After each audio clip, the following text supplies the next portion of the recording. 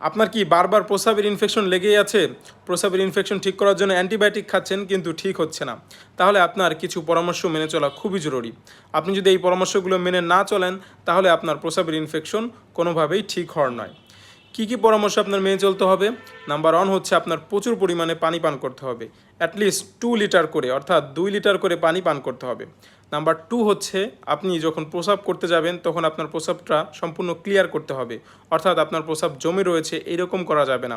আপনার যখন প্রস্রাব করবেন তখন আপনার মূত্রাশয় সম্পূর্ণ খালি করতে হবে। যদি প্রস্রাব জমে থাকে তাহলে ওইখানে আবার ব্যাকটেরিয়া জন্ম নেবে এবং ওইখান থেকে আবার আপনার প্রস্রাবের ইনফেকশন হবে। এরপরে গুড পার্সোনাল হাইজিন, আপনার সবসময় পরিষ্কার পরিচ্ছন্ন থাকতে হবে।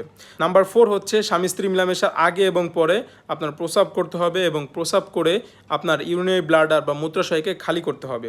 নাম্বার 5 হচ্ছে আপনি ক্র্যানবেরি জুস, ডিম্যানোস, এদের মেসরুন একটা ট্যাবলেট পাওয়া যায়, এই ট্যাবলেটটা খেতে পারেন। এই ট্যাবলেটটা খেলে আপনার ব্যাকটেরিয়াগুলো ইউরিনের মাধ্যমে শরীর থেকে বের হয়ে যাবে। আপনি অ্যান্টিবায়োটিক এবং অন্যান্য ওষুধ চলার পাশাপাশি যদি এই উপদেশগুলো মেনে চলেন তাহলে আপনি খুব তাড়াতাড়ি আপনার ইউরিনারি ট্র্যাক্ট বা প্রস্রাবের ইনফেকশন থেকে মুক্তি পাবেন।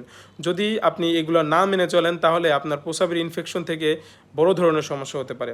সবাই সুস্থ থাকবেন, ভালো থাকবেন এবং আপনারা যদি আমার পেজে নতুন হয়ে থাকেন তাহলে আমার পেজকে ফলো দিয়ে রাখবেন। আমি আমার পেজে এরকম ছোট্ট ছোট্ট ভিডিও আপলোড করে থাকছি, আপনারা আমার পেজের সাথেই থাকবেন। ধন্যবাদ।